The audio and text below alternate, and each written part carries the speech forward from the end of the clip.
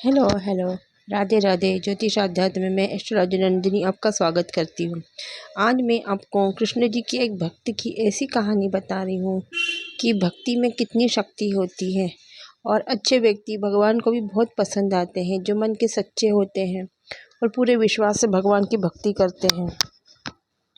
इसी तरह एक सत्य घटना पर एक आधारित एक कहानी है जो मैं आपसे साझा कर रही हूँ। एक समय की बात है कि एक लड़का था छोटा, वह कृष्ण जी का बहुत भक्त था।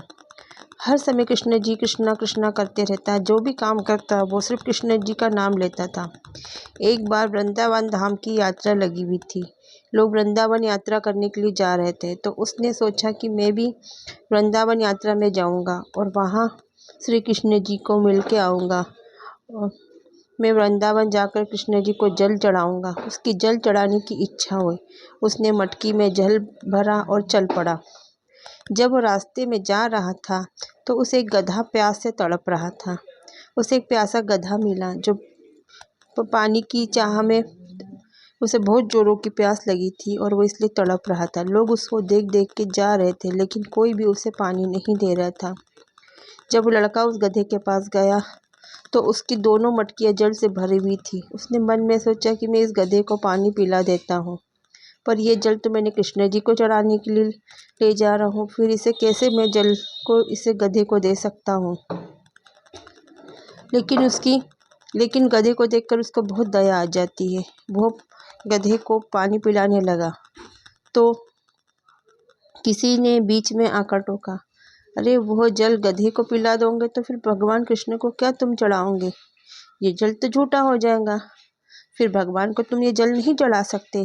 किसी व्यक्ति ने उसे आकर यह सब बातें कही। वो लड़का सोचता है कि अगर मैंने इस गधे को पानी नहीं पिला तो वो तो वैसे ही प्यास के मारे मर जाएगा, और यही बात कृष्णा को जल चढ़ाने के बाद तो वो दोबारा जल भरकर कृष्णा को चढ़ा दूंगा।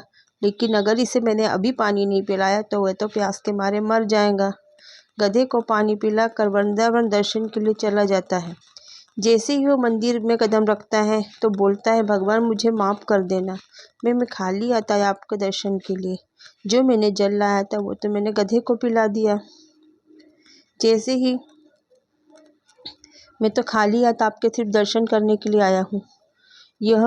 यह सोचकर वो भगवान जी से माफ़ी मांगता है और वह लड़का बोलता है कि भगवान मुझे बार बार भगवान से माफ़ी मांगता है, क्योंकि उसने जो पानी चढ़ाने का भगवान को प्रण लिया था वो उसे पूरा नहीं कर पाया था। तो यह सुनकर भगवान कृष्ण जी उसके सामने आकर खड़े हो जाते हैं और बोलते हैं, तुम खाली हाथ कहाँ आए हो? तुम जो मेरे लिए जल लेकर आए थे वो मुझ तक पहुँच चुका है। लड़का हैरान होकर कहता है कि वह जल तो आप तक पहुँचा ही नहीं। लड़का हैरान हो जाता है कि भगवान, लेकिन ये ऐसा क्यों कह रहे? तो वह जल तो मैंने गधे को पिला दिया, अगर वह नहीं पिलाता तो वो मर जाता। भगवान यह सुनकर हंस पड़े और बोले, वह कोई गधा नहीं था, बल्कि गधे के रूप में मैं स्वयं था। यह सुनकर लड़का रोने लगता है और भगवान कृष्ण बोलते हैं, यह बाकी लोग जो जल चढ़ा रहे हैं, मैं इस जल को अस्वीकार कर रहा हूँ, क्योंकि कण-कण में मैं हूँ। कण-कण में मेरी बात है। जिसके दिल में दया है, उसके पास मैं स्वयं जाता हूँ। जो प्यासे को पानी और भूखे को भोजन खिलाता है वह मेरे पास ही आता है। इसलिए कभी किसी को भूखे को भोजन कराने और प्यासे को पानी पिलाने का मौका मिले तो इसे बिल्कुल मत छोड़िए, क्योंकि आप बहुत लक्की है, बहुत किस्मत वाले हैं जो इसकी मदद कर रहे हैं और आपको भगवान ने मदद के लिए भेजा है। यह मौका आप बिल्कुल मत छोड़िए। क्या पता भगवान आपके रूप में परीक्षा ले रहे हैं।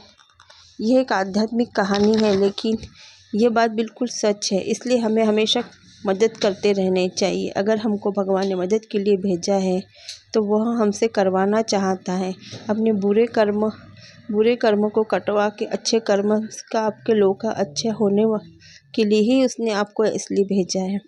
अगर ये मेरी आपको कहानी अच्छी लगती है, मेरी दी गई जानकारी, तो आप मेरी वीडियो को लाइक कमेंट शेयर ज़रूर करें। धन्यवाद।